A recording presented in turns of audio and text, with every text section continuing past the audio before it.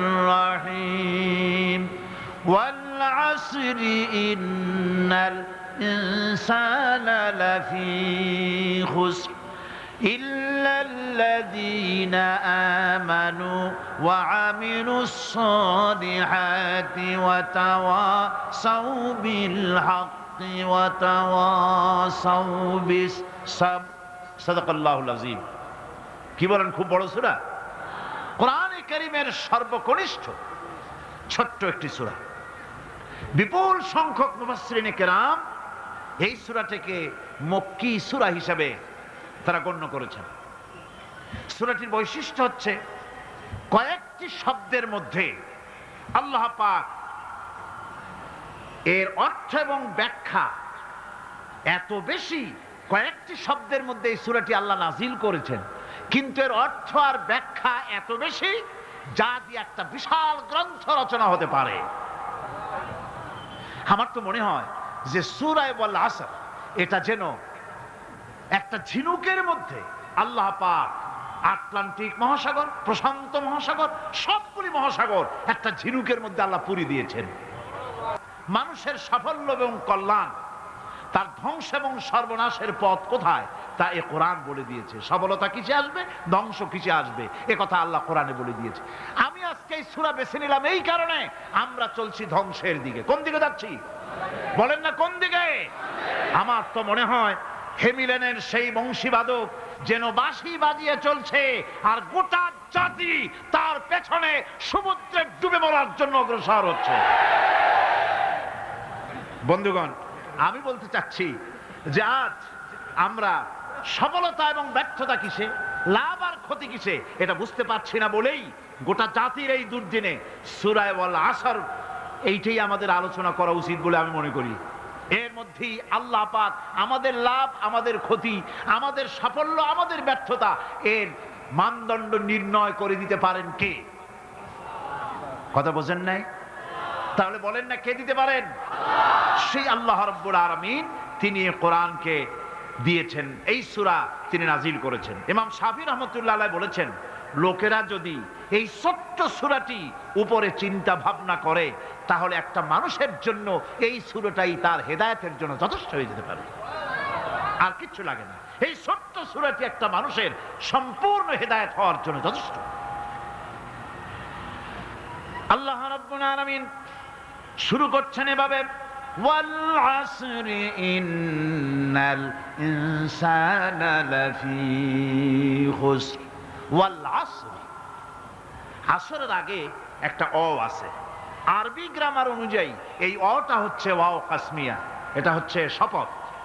আল্লাহ কসম করছে। আপনারা খুব চিন্তা ভাবনা করেন, মাথা ঠান্ডা করে, কান এবং দিল, মন, মগজ সব এদিকে আপনারা গভীর মনোনিবেশ সহকারে যদি শোনেন তাহলে বুঝতে পারবেন আল্লাহ পাক শপথ করতেছেন, কসম করতেছেন। এটা কি সোজা ব্যাপার না বিরাট ব্যাপার? আমরাও তো কসম করি। কখন করি? কথাটাকে নিশ্চিত করার জন্য, দৃঢ়ভাবে বিশ্বাস করার জন্য বলি, আল্লাহর দোহাই, আল্লাহর কসম, এই বলে আমরা আমাদের কথাকে উপস্থাপন করি, অধিকতর বিশ্বাস করার জন্য। আল্লাহ পাক কসম করতেছেন, তবে আল্লাহর কসম আর আমাদের কসম এক না। আমরা কসম করি সবচাইতে যিনি বড়, মহানত্ব, বিরাটত্ব, শ্রেষ্ঠত্বের উপরে ভিত্তি করে আমরা কসম করি, যেহেতু আল্লাহর চাইতে মহান, বড়, শ্রেষ্ঠ আর কেউ নাই। এই জন্যে আল্লাহর চাইতে বড় কেউ নাই বলে আমাদের জীবনের শ্রেষ্ঠ স্লোগান, মুসলমানের জীবনে শ্রেষ্ঠ স্লোগান নারে তাকবীর। আসতে কইলেন কেন?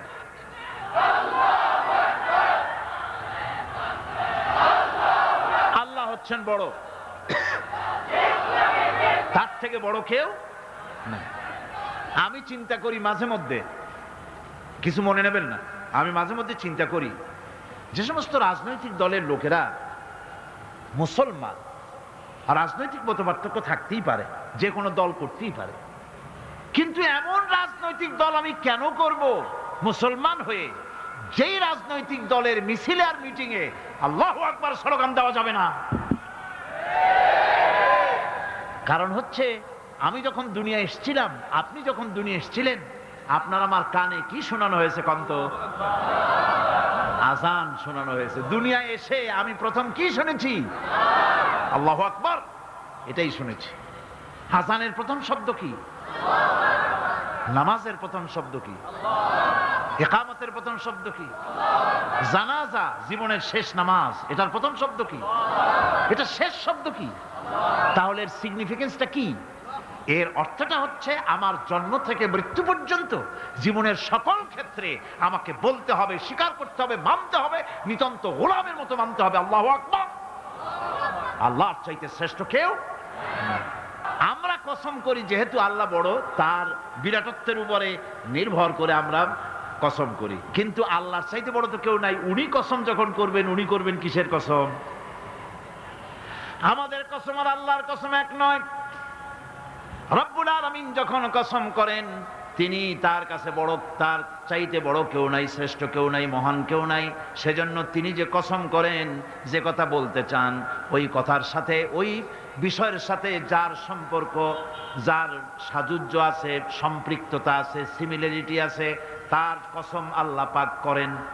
যেহেতু এখানে আল্লাহ রাব্বুল আলামিন মানুষের সফলতা, ব্যর্থতা, মানুষের লাভ আর ক্ষতির কথা বলবেন, সেজন্য আল্লাহ পাক মানুষের জীবনের সাথে, মানুষের সম্পর্ক রয়েছে তার জীবনের, মানুষের সাথে সম্পর্ক রয়েছে সময়ের, মানুষের সঙ্গে সম্পর্ক রয়েছে ইতিহাসের। তাই রব্বুল আলামিন বলেন, ওয়াল আসরি ইন্নাল ইনসানা লাফি খুসর। আমি কসম করি সময়ের, আমি কসম করি ইতিহাসের, আমি কসম করি জীবনের, আমি কসম করি সময়ের। যেহেতু এই জীবন আছে বলে আমরা আছি, জীবন না থাকলে আমরা বাঁচি না। ইতিহাস, ইতিহাসের কসম আল্লাহ করেন, কারণ হলো ইতিহাস মহাকালের সাক্ষী। এই মহাকালের দুষ্কৃতিকারা, তাদের দুষ্কৃতি যারা, তাদের দুষ্কৃত, তাদের দুষ্কৃত কর্ম, যা তারা যে খারাপ কাজ করেছে, সেই খারাপ কাজের ইতিহাস ধারণ করেছে। যারা সুকৃতি করেছে, তাদের সুকর্মগুলি ইতিহাস ধারণ করেছে। ইতিহাস হচ্ছে নীরব সাক্ষী। আল্লাহ বলেন, আমি ওই ইতিহাসের সাক্ষী, আমি জীবনের সাক্ষী, আমি সময়ের সাক্ষী। যেহেতু সময় কারো জন্য বসে থাকে না। সময়ের ব্যাপারে হযরত ইবনে কাইয়্যিম রাহমাতুল্লাহ আলাইহি তিনি বলেছেন, মা মাদা ফিদ দুনিয়া আহলামুন ওয়া মা বাকিয়া মিনহা আমানি। মা মাদা ফিদ দুনিয়া আহলামুন, আমি আমার জীবনের যে অংশ ফেলে এসেছি এটা আমার স্বপ্ন। ওয়া মা বাকিয়া মিনহা আমানি, আর যেটা আমার সামনে জীবন বাকি আছে ওটা হচ্ছে আমার আকাঙ্ক্ষা। ওয়াল ওয়াক্তু বাইনাহুমা দায়ুন, আর এর মাঝখান থেকে সময় চলে যাচ্ছে। সময় আমার জন্য বসে নেই, সময় চলে যাচ্ছে। এই পৃথিবীতে আসার পর আমাদের হায়াত তো বাড়ছে না, বরং হায়াত প্রতি মুহূর্তে কি হচ্ছে? লোকেরা বলে হায়াত বাড়ে, হায়াত তো বাড়ে না। হায়াত কি হয়? জন্মের পরের থেকে আমার জন্য রিজার্ভ আছে যতটুকুন, 50 বছর বাঁচবো, 60 বছর বাঁচবো, যতটুকুন হায়াত আমার জন্য নির্ধারিত করা আছে, নির্ধারণ করা আছে, প্রতিদিন একদিন একদিন করে কমে যেতেছে। এজন্য আমি বলি, আমার বাড়িতে যে ঘড়িটা আছে, এই ঘড়িটা বেলা 1টার সময় ঢং করে একটা আওয়াজ দেয়, শ্রোতাকে শুনিয়ে দেয়, বাড়িওয়ালা তোমার জীবনের মূল্যবান হায়াত থেকে 1 ঘন্টা কমাইয়া দিলাম। 2টার সময় 2টা ঘন্টা লাগায় শোনায় দিল, বান্দারে তোমার জীবনের মূল্যবান সময় থেকে 2টি ঘন্টা কমে গেল। এমনি করে দিন গেল, মাস গেল, বছর গেল, আমাদের হুঁশ হলো না। সময় চলে গেল তাস খেলে খেলে, সময় চলে গেল আমাদের খেলাধুলা করে, শয়তানি বদমাশি করে। সময় কতটুকুন পেলাম? কিয়ামতের দিন, বিচারের দিনটা যেটা হবে, আল্লাহ রাব্বুল আলামিন বলেন বিচারের দিনটাই লম্বা হবে 50 আলফা সানা মিম্মা তাউদ্দুন। বিচারের দিনটা লম্বা হবে কত বছর? 50,000 বছর। কত বছর? দুনিয়ায় যেভাবে তুমি হিসাব করো, দুনিয়ার গণনা অনুযায়ী হাসরের বিচারের দিনটা হবে 50,000 বছরের মতো লম্বা। এক কিতাবে দেখেছি, তিনি লিখেছেন হিসাব করে কিয়ামতের ওই দিনটার হিসাবে 50,000 বছর একটা দিন লম্বা, ওই হিসাবে পৃথিবীতে যারা 60 বছর বাঁচলো সেজন্য আখেরাতে 2 মিনিট দুনিয়ায় বাঁচলো। চিন্তা করেছে? মাত্র 2 মিনিট। 60 বছর যারা হায়াত পেল 2 মিনিট বাঁচলো। এই 2 মিনিটের জন্য কত হাঙ্গামা, কত মারধর, কত সন্ত্রাস, ক্ষমতার জন্য লড়াই, হ্যান করেঙ্গে ত্যান করেঙ্গে, লাঠি কে আন্দার মুগুর ভরেঙ্গে, শক্তির ঠেলায় অস্থির। আমার বন্ধুগণ, সময় চলে যাচ্ছে, স্রোতের মতো করে কারোর জন্য সময় অপেক্ষা করতেছে না। আমাদের মৃত্যু প্রতি মুহূর্তে কাছে চলে আসতেছে। এই জন্য শায়ের বলেছেন, আগাহ আপনি মৌত সে কোই বশর নেহি, আগাহ আপনি মৌত সে কোই বশর নেহি, সামা সো বরস কে হ্যাঁ পল কি খবর নেহি। মৃত্যু সম্পর্কে আমাদের কারো জানা নাই, যে কোনো মুহূর্তে মৃত্যু আমাদের কাছে এসে যেতে পারে। মৃত্যু সম্পর্কে কিছুই জানা নাই, অথচ প্রতি মুহূর্তে আমরা মৃত্যুর দিকে এগিয়ে চলছি। মাল সামান 100 বছর কি ধরে খাবো তাও জমা করে রেখেছি, কিন্তু এক মুহূর্তের খবর নাই। মাহফিলে এসেছি, বাড়ি যেতে পারবো নিশ্চয়তা নাই। আছে? বলেন আছে? আপনি বাড়ি যাও ভালো, বসেছেন, দাঁড়াতে পারবেন এই নিশ্চয়তা আছে? নাই। সুতরাং সূরার যে সময়ের উপরে কসম করে মূলত সময়ের অপরিসীম গুরুত্ব সম্পর্কে আল্লাহ পাক মানুষকে বুঝাই দিতেছেন। সময়ের দাম দাও। আমাদের সময় চলে যায় গান শুনতে শুনতে, আশ্চর্য মলম বিক্রি করা দেখতে দেখতে, তাস পাশা খেলতে খেলতে সময় চলে যায়, কেউ খেয়াল করে না। সময় বলতে অতীত কালও হতে পারে, আবার বর্তমানও হতে পারে। আর বর্তমান কাল কোনো কালই না। বর্তমান কাল কোনো কাল নয়। প্রতি মুহূর্তে ভবিষ্যৎ এসে বর্তমান হয়, আর প্রতি মুহূর্তে বর্তমান কি হয়? অতীত হয়ে যায়। বর্তমান কাল বলে কোনো কাল নাই। প্রতি মুহূর্তে অতীত হয়ে যাচ্ছে। এই যে আমি মাহফিলে বসছিলাম প্রথম এসে, ওইটা কি এখনো বর্তমান আছে? এই যে বর্তমান কথা বলছি, এটা অতীত হয়ে যাচ্ছে। সুতরাং বর্তমান কাল নাই। আল্লাহ পাক অল আসরের সময়ের কসম করে বলছেন। যদি আমরা চিন্তা ভাবনা করি তাহলে আমরা লক্ষ্য করব আমাদের আসল মূলধন সময়। আসল মূলধন কি? জীবনের আসল মূলধন কি? সময়। ইমাম রাজি রহমতুল্লাহ আলাইহি এই পর্যায়ে এক বুজুর্গের ব্যক্তির কথা তিনি আলোচনা করেছেন। তিনি বলেছেন যে একটা লোক, তিনি সূরা আল আসর এর ব্যাখ্যা তিনি বুঝতেছিলেন না। ব্যাখ্যাটা কি? এই মাথার মধ্যে ঘুরপাক খাচ্ছিল এর ব্যাখ্যা কি? একবার তিনি বাজারে ঢুকলেন, তারপরে তিনি শুনতে পেলেন বাজারের এক প্রান্ত থেকে একজন চিল্লায় বলতেছে, সেই ব্যক্তির উপরে রহম করো যার পুঁজি গলে যায়, সেই ব্যক্তির উপরে রহম করো যার পুঁজি গলে যায়। উনি চিন্তা করলেন পুঁজি এবার গলে কেমনে? উনি দৌড়ে গেলেন, যায় দেখেন যে যে ব্যাটা চিল্লাচ্ছে সে হচ্ছে বরফ বিক্রেতা। কি বিক্রেতা? বরফ, বরফ, আইস। এখন এই বরফ বিক্রেতা সে চিল্লায় বলতেছে, সেই ব্যক্তির পরে রহম করো যার পুঁজি কি গলে যায়। সূর্যের তাপ বাড়তেছে আর বরফ গলে যাচ্ছে। সে বুঝাতে চাচ্ছে যে আমার এই বরফটা জমাট থাকা অবস্থায় তোমরা কেউ কেনো, যেহেতু আমার পুঁজি তো এর মধ্যে আমি ইনভেস্ট করেছি। এটা যদি পানি হয়ে যায় তো পানি তো কেউ কিনবে না, এটা তো যেখানে সেখানে পাওয়া যায়। বরফ পাওয়া যায় না বলেই তো আমি বরফ কিনে আনছি। তোমরা আমার প্রতি দয়া করো, তাড়াতাড়ি করে বরফটা কিনে নিয়ে যাও। ইমাম রাজি রহমতুল্লাহ আলাইহি বলেন, বুজুর্গ ব্যক্তি চিৎকার মেরে বললেন, আল্লাহু আকবার, আমি কিন্তু এই বরফ বিক্রেতার ঘোষণার মধ্য দিয়ে সূরা আল আসরের তাফসীর আমি বুঝে ফেলেছি। তার মানে হলো বরফ বিক্রেতা যেভাবে বলতেছে সেই ব্যক্তির উপরে রহম করো যার পুঁজি গলে যায়, আমারও তো একটা পুঁজি আছে, ওই পুঁজির নাম হায়াত। প্রতি মুহূর্তে আমার পুঁজি তো গলে যেতেছে, আমার পুঁজি তো গলে যায়, প্রতি মুহূর্তে কমে যেতেছে। আহারে, এই পুঁজি যে গলে গেল ধরে রাখতে পারলাম না, এই জন্য কিছুই তো করতে পারি নাই। সূরা আল আসরের ভিতরে মানুষের আয়ুষ্কাল দেওয়া হয়েছে, বরফ গলে যাওয়ার মতো দ্রুত সে আয়ু কমে যাচ্ছে। একে যদি নষ্ট করে ফেলা হয়, ভুল কাজে ব্যয় করা হয়, সেটাই হচ্ছে মানুষের মূল ক্ষতি। মানুষের মূল ক্ষতি। ব্যবসায় ক্ষতিগ্রস্ত হয়েছে, এটা মূল ক্ষতি নয়। স্বাস্থ্য হারাইছে, মূল ক্ষতি নয়। রাজনীতিতে ব্যর্থ হয়েছে, মূল ক্ষতি নয়। জীবনে মন্ত্রিত্ব হারাইছে, মূল ক্ষতি নয়। মূল ক্ষতি প্রতি মুহূর্তে সময় নষ্ট হচ্ছে, এটাই মূল ক্ষতি। ভাইরা, কিয়ামতের দিন জান্নাতীদের কোনো দুঃখ থাকবে না, সকলের দুঃখ থাকবে। জান্নাতীদের কোনো দুঃখ থাকবে নাকি? থাকবে, থাকবে।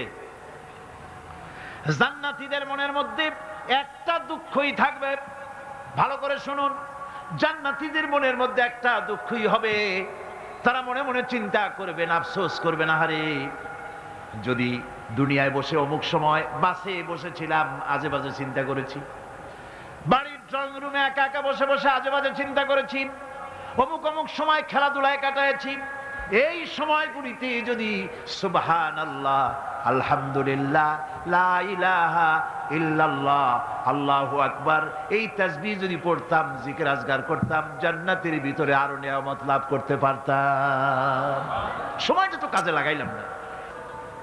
মানুষের সবটা, মুমিনের সব কাজে সব। ওয়াকুলু লিন্নাসি হুসনা, মানুষের সঙ্গে ভালো ভালো কথা কও, মানুষের সঙ্গে হাসি মুখে কথা কও।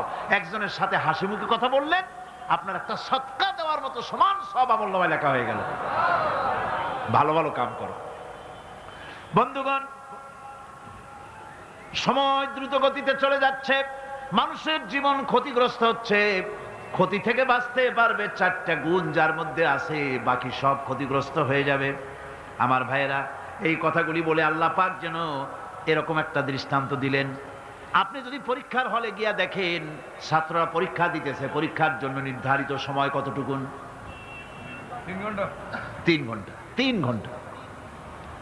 আপনি গিয়ে দেখলেন কোন একজন পরীক্ষার্থী পরীক্ষা দিতে গিয়ে আর একদিকে তাকায় আছে, আকাশের তারা গুনতেছে, অথবা সে গল্প করতেছে, অথবা পরীক্ষা বাদ দিয়ে আজে বাজে কিছু লিখতেছে। আপনি যেমন তাকে, ওই ছেলেটাকে আনবো না, গাফেল ছেলেটাকে ঘড়ির দিকে তাকায় বলেন, এই ছেলে ওই ঘড়ির দিকে তাকাও, দেখো তোমার সময় কিন্তু চলে যেতেছে, মাত্র 1 ঘন্টা, আর তুমি সময় নষ্ট করতেছো। আল্লাহ যেন স্নেহ পরবশে তামাম পৃথিবীর গোলামদেরকে, বান্দাদেরকে আঙ্গুল নির্দেশনা দিয়ে বলছেন, বান্দারা প্রতি মুহূর্তে তোর জীবনের মূল্যবান সময় চলে যেতেছে, প্রতি মুহূর্তে সময় যাচ্ছে। আল ইনসান, ইনসান বলতে শুধু মুসলমান না, ইনসান বলতে কি মুসলমান শুধু না, আল ইনসান মানব মণ্ডলী, বিশ্বের সমস্ত মানুষকে আল্লাহ বলছেন, হিন্দু, খ্রিস্টান, বৌদ্ধ, নাসারা, ইহুদি, মজুসি, মুসলমান, বিশ্বের সব মানুষকে আল্লাহ বলছেন। যেহেতু আল্লাহ স্রষ্টা, মানুষের ব্যাপারে সার্বিক কল্যাণময় কথা কে বলতে পারেন? কে বলতে পারেন? সে আল্লাহ রাব্বুল আলামিন বলছেন, সময় চলে যাচ্ছে, ও পৃথিবীর মানুষেরা। এই মানুষ বলতে আল্লাহ রাব্বুল আলামিন কোন ব্যক্তি, কোন গোষ্ঠী, কোন জাতিকে বলেন নাই, বলেছেন সমগ্র মানবতাকে। এর অর্থ হচ্ছে সূরাটিতে উল্লেখ্য 4টি গুণ যদি আমল করতে পারে লোকেরা, যেই ব্যক্তি করবে, যেই সমাজ করবে, যেই রাষ্ট্র করবে, যেই গোষ্ঠী করবে, যেই জাতি করবে, তারাই ক্ষতি থেকে বেঁচে যাবে। আর যারা করবে না, তারা ক্ষতিগ্রস্ত হবে। কি হবে বলুন? এখন আল্লাহ পাকের কথা শুনুন। আল্লাহ পাক বলছেন, ওয়াল আসরি ইন্নাল ইনসানা লাফি খুসর। খুসর, খুসরিন, এই যে খুসর, খাসারা, এই শব্দটা হচ্ছে আবিধানিক অর্থে ক্ষতি, হচ্ছে লাভের বিপরীত। লাভের বিপরীত কি? ক্ষতি। নাফা, এই নাফার বিপরীত কি? নোকসান। খাসারাটা কি? নোকসান বলা হয় পুঁজি 50,000 খাটাইছিলাম, লাভ করতে পারি নাই, পুঁজি ঠিক আছে, এটাকে বলা হয় নোকসান। এটাকে কি বলা হয়? নোকসান। কিন্তু আমি পুঁজি খাটিয়েছিলাম 50,000 টাকা, লাভ তো হয়ই নাই, পুঁজিও চলে গেছে, আমও গেছে, সালাও গেছে, আমও নাই, সালাও নাই। এইটারে আরবিতে কি বলা হয়? খাসার, দেউলিয়া।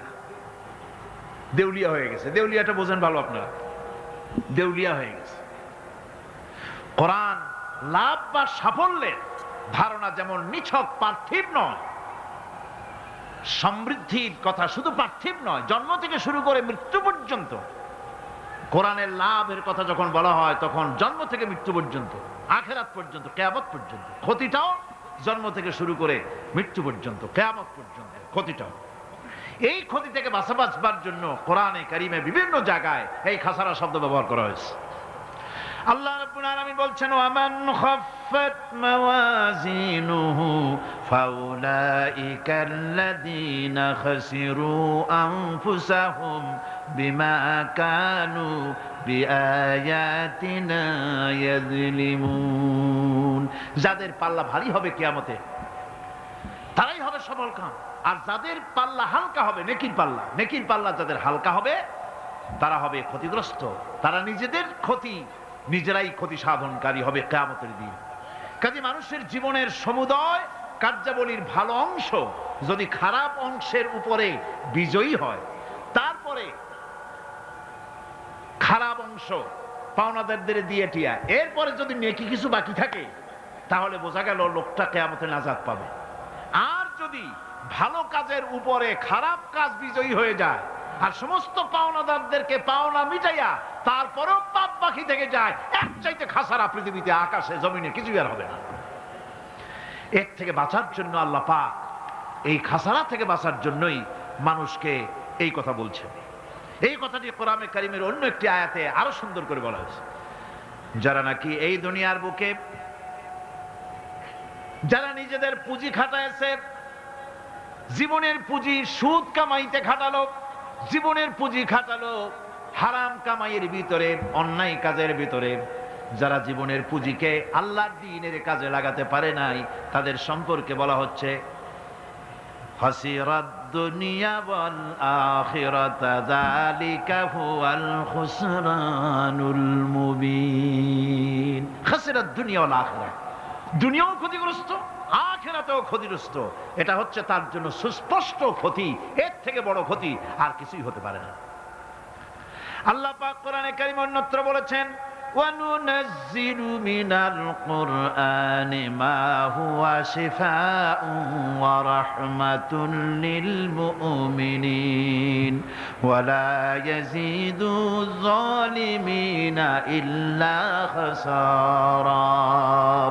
আমি এই কোরআন অবতরণের পরিক্রমায় এমন সব বিষয় অবতীর্ণ করেছি যা মুমিনদের জন্য নিরাময় এবং তাদের জন্য রহমত, আর জালিমদের জন্য ক্ষতি ছাড়া আর কিছুই বৃদ্ধি পায় না। জালিমদের জন্য ক্ষতি বৃদ্ধি পায়, আর যারা মুমিন তাদের জন্য এর মধ্যে নিরাময় আছে, এর মধ্যে রহমত আছে। অর্থাৎ যারা এই কোরআনকে যারা নিজেদের আইনের কিতাব হিসেবে গ্রহণ করেছে, কোরআনকে তাবিজের কিতাব হিসাবে নয়, ধর্মীয় কিতাব হিসাবে নয়, কোরআন সংবিধান। কোরআন কি? কোরআনকে যারা সংবিধান হিসাবে মেনে নিয়েছে, কোরআনকে যারা সংবিধান হিসাবে গ্রহণ করলো, ব্যক্তি, পরিবার, সমাজ, রাষ্ট্রে, তাদের যাবতীয় মানসিক, বুদ্ধিবৃত্তিক, নৈতিক, তামাদ্দুনিক রোগের নিরাময় হবে, এর দ্বারা শান্তি হবে। কিন্তু যেসব জালিম এই কোরআনকে প্রত্যাখ্যান করেছি, কোরআনকে যারা মৌলবাদীদের কিতাব বলে, কোরআনের কথা বললে মৌলবাদ বলে গাইল দেয়, তারা তাদের কপালকে পোড়াইয়া ছাই বানাইয়া দিছে, তাদের কপাল ভস্মীভূত করে দিয়েছে। আমার দেশে, এই দেশটা কি মুসলমান বেশি না অন্য জাতি বেশি? কোন? জোরে কোন? মুসলমান সবচেয়ে। খুব লক্ষ্য করে শোনেন, এই দেশে সবচেয়ে মুসলমান বেশি, ইন্দোনেশিয়ার পরে। পৃথিবীর দ্বিতীয় বৃহত্তম মুসলিম দেশ হলো কোনটা? বাংলাদেশ।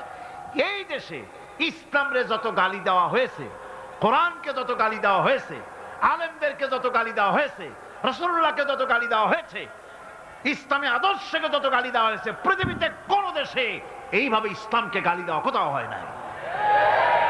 এমনকি আমেরিকার মতো দেশে, ইংল্যান্ডের মতো দেশেও কোরআনের বিরুদ্ধে এত কথা কেউ বলতে সাহস পাবে না, ইসলামের বিরুদ্ধে কথা বলতে সাহস পাবে না, যেহেতু মুসলমানেরা সেখানে পাল্টা আক্রমণ করবে।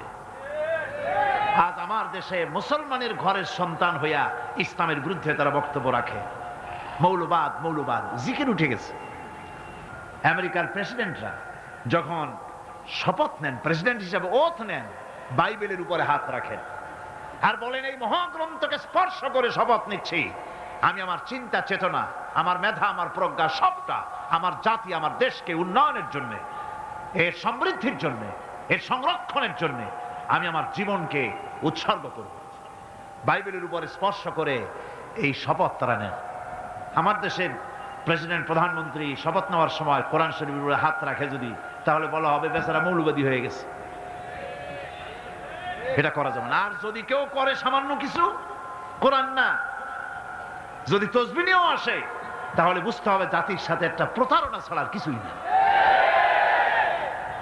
কাজেই ধর্মের প্রতি আকর্ষণ একটা ভিন্ন জিনিস। সেই জিনিসকে ছেড়ে যারা দেয় তারাই ক্ষতিগ্রস্ত হয়, আর যারা ধরে রাখে তারা দুনিয়ায় ক্ষতিগ্রস্ত হয় না।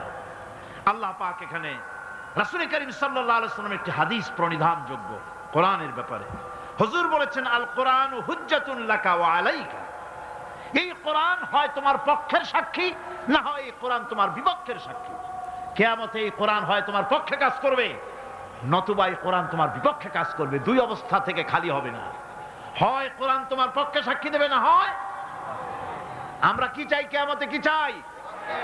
বলেন কি চাই? কোরআনের পক্ষে যদি আমরা সাক্ষী চাই, তাহলে এই কোরআনের পক্ষে আমাদেরকে কাজ করতে হবে। এছাড়া আমাদের নাজাতের কোনো পথ নাই। আমাদের মুক্তির পথ হচ্ছে কোরআন কেন্দ্রিক, রাসূলুল্লাহর হাদিস কেন্দ্রিক। এর বাইরে আমাদের সমস্ত পুঁজি নষ্ট হয়ে যাবে। আমাদেরকে পৃথিবীতে টিকে থাকতে হলে কোরআনের উপরে ভিত্তি করে আমাদেরকে বাঁচতে হবে, টিকতে হবে। কোরআনে কারিমে আল্লাহ রাব্বুল আলামিন অন্যত্র বলেছেন, কুল ইন্নাল খাসিরিনাল্লাযীনা খাসিরু আনফুসাহুম ওয়া আহলিহিম ইয়াওমাল কিয়ামাহ আলা যালিকা হুয়াল খুসরানুল মুবিন। বলো, প্রকৃত দেউলিয়া তারাই যারা কিয়ামতের দিন নিজেকে, নিজের পরিবার পরিবর্গকে এই ক্ষতির দিকে যারা ঠেলে দেবে। ভালো করে শুনে নাও, এটি হচ্ছে সুস্পষ্ট ক্ষতি, সুস্পষ্ট দেউলিয়াপনা। এই ক্ষতি থেকে বাঁচার জন্য আল্লাহ রাব্বুল আলামিন কোরআনে কারীমের মধ্যে বলেছেন, ওয়াল আসরি ইন্নাল ইনসানা লাফি খুস। পড়েন সবাই, ওয়াল আসরি ইন্নাল ইনসানা লাফি খুস। মানুষের, সমগ্র মানুষের জীবন ক্ষতিগ্রস্ত, ব্যর্থ। কে বলতেছেন? গা শিউরে ওঠার কথা না? গা শিউরে ওঠে। আল্লাহ বলতেছেন ক্ষতিগ্রস্ত, ব্যর্থ। আপনি যতই মনে করেন আপনার মিল আছে, কল আছে, কারখানা আছে, মন্ত্রী, টাকা পয়সা আছে, প্রেসিডেন্ট হয়েছেন, প্রধানমন্ত্রী হয়েছেন, আপনার জীবন সফল হয়েছে, আল্লাহ বলেন না, জীবন ব্যর্থ, জীবন বিফল, জীবন ক্ষতিগ্রস্ত। তাম পৃথিবীর সমস্ত মানুষ ক্ষতিগ্রস্ত, ব্যর্থ। 4টা কাজ করলে সফল হবে। কয়টা কাজ? জোরে বলেন, কয়টা কাজ? ইল্লাল্লাযীনা আমানু ওয়া আমিলুস সালিহাতি ওয়া তাওয়াসাউ বিল হাক্কি ওয়া তাওয়াসাউ বিস সাবর। 4টা কাজ করলে জীবন হবে সফল। এই ব্যর্থতা থেকে, এই ক্ষতি থেকে যদি বাঁচতে চাই কিনা? কারা কারা চাই? দেখাই তো হাত। কারা কারা চাই? ক্ষতির হাত থেকে বাঁচতে চাই কারা? আলহামদুলিল্লাহ, হাত নামা।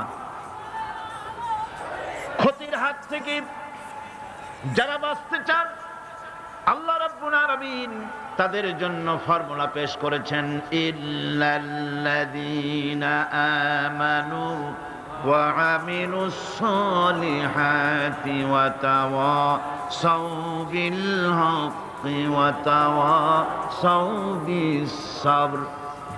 আল্লাহ পাক বলেন 4টি কাজ করলে জীবন সফল হয়ে যাবে। কয়টা কাজ? 4টা কাজ করলে জীবনটা সফল হয়ে যাবে। 1 নম্বরে ঈমান। 1 নম্বরে কি? ঈমান। এটাই হচ্ছে ফাউন্ডেশন। ক্ষতি থেকে বাঁচার জন্য প্রথম যে গুণটি, সেটির নাম হচ্ছে ঈমান। ইসলামে ঈমানের স্থান সর্বপ্রথম, তারপরে হচ্ছে ইসলাম। ঈমান আগে, তারপরে কি? ইসলাম। ইসলাম হচ্ছে বীজ, ঈমান হচ্ছে বীজ, আর ইসলাম হচ্ছে চারা, গাছ। এটা হচ্ছে ভিত্তি। এই ভিত্তিকে সর্বপ্রথম মজবুত করতে হবে ঈমানের ভিত্তি। ঈমানের ভিত্তি দুনিয়ায় ঈমানের আহ্বান জানাবার জন্যই আল্লাহ রাব্বুল আলামিন সমস্ত নবী এবং রাসূলদেরকে পৃথিবীতে পাঠিয়েছেন ঈমানের আহ্বানের জন্য। দুনিয়ার সমস্ত নবীদের দাওয়াত ছিল ঈমানের দাওয়াত। কিসের দাওয়াত? এই ঈমানের দাবিটা আসছে, এই দাওয়াতটা এসেছে আল্লাহর কাছ থেকে। কার কাছ থেকে? দেখুন, পৃথিবীর ভিতরে কোন নবীদের কথার সাথে আরেকজন নবীর কথার কোনো বৈপরীত্য হয় নাই। সমস্ত নবীদের কথা একরকম ছিল। কয় রকম? একজন নবীর সঙ্গে তার বক্তব্যের সাথে আরেকজন নবীর বক্তব্যের কোনো গুণগত মৌলিক কোনো পার্থক্য ঘটে নাই, অসঙ্গতি হয় নাই। কারণ নবীরা আম্বিয়া আলাইহিমুস সালাম নিজেরা বানিয়ে কথা রচনা করে তারা মানুষের সামনে পেশ করে নাই। সমস্ত নবীদের কাছে যত দাওয়াত এসেছে একটা অফিস থেকে এসেছে। সে অফিসটা হচ্ছে কার? আল্লাহ রাব্বুল আলামিনের। তাই দুনিয়ার সমস্ত পয়গম্বরদের দাওয়াত ছিল না ইলাহা ইল্লাল্লাহ, লা ইলাহা ইল্লাল্লাহ, লা ইলাহা, লা ইলাহা ইল্লাল্লাহু মুহাম্মাদুর রাসূলুল্লাহ। এটাই ছিল সমস্ত নবীদের দাওয়াত।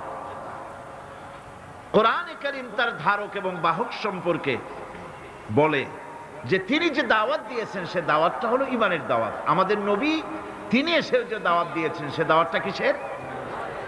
কোরআনে কারীম বলছি, ربنا إننا سمعنا مناديا ينادي للإيمان।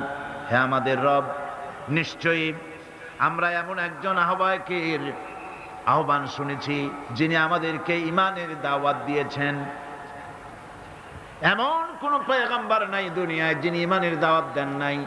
সকলেই ঈমানের দাওয়াত মানুষের সামনে, বিশ্ববাসীর সামনে পেশ করেছেন। কোরআনে হাকিম স্পষ্ট একটা সীমারেখা দুনিয়ার মানুষের সামনে পেশ করে পৃথিবীর মানুষগুলিকে দুটি শ্রেণীতে বিভক্ত করে দিয়েছে। একটি হচ্ছে ঈমান পোষণকারী, আর একটি হচ্ছে অবিশ্বাসী। একটা ঈমান পোষণকারী আর একটা অবিশ্বাসী। ঈমান পোষণকারীরা সত্যশ্রয়ী, তারা হচ্ছে জ্ঞান এবং নূরের সম্পদে সমৃদ্ধ। আর দ্বিতীয় দলটি হচ্ছে কাফের, জালিম, মূর্খ। তারা হেদায়েতের রাস্তা তাদের জন্য অবরুদ্ধ। কোরআনে কারীম এই দুইটি দল সম্পর্কে উল্লেখ করতেছেন, মাসালুল ফারিকাইনি কাল আ'মা ওয়াল আসাম্মি ওয়াল বাসীরি ওয়াস সামিঈ হাল ইয়াস্তাবিয়ানি মাসালান আফালা। কোরআন শরীফ বলছে, হাল ইয়াস্তাবিয়ানি মাসালান আফালা তাযাক্কারুন। দুইটি শ্রেণীতে আল্লাহ পাক ভাগ করে দিয়েছেন। একটা শ্রেণী হচ্ছে অন্ধ, বোবা, বধির। আরেকটি যারা শুনতে পায়, চোখে দেখতে পায়। এ দুটি কখনো এক নয়, সমান নয়। এ দুটির রাস্তা আলাদা। কাফেরের রাস্তা আর ইমানদারদের রাস্তা সম্পূর্ণ ভিন্ন। আল্লাহ রাব্বুল আলামিন ঈমান এবং কুফরের পার্থক্য বলে দেওয়ার জন্য গোটা মানব জাতির মধ্যে স্পষ্ট করে বলেছেন, লা ইকরাহা ফিদ-দীন ক্বাদ তাবায়্যানার রুশদু মিনাল গায়ব। দ্বীনের ব্যাপারে জোর জবরদস্তি নেই। এখানে হেদায়েতের পথ এবং গোমরাহি, হেদায়েতকে গোমরাহির পথ থেকে সম্পূর্ণ আলাদা করে দেওয়া হয়েছে। লা ইকরাহা ফিদ-দীন, দ্বীনের ব্যাপারে কোনো জোর জবরদস্তি নাই। যারা ধর্মনিরপেক্ষবাদী তারা এই আয়াতটাকে নিজেদের মতবাদকে প্রতিষ্ঠার লক্ষ্যে অনেক সময় কাজে লাগায়। দুটি আয়াতকে তারা বেশি ব্যবহার করে।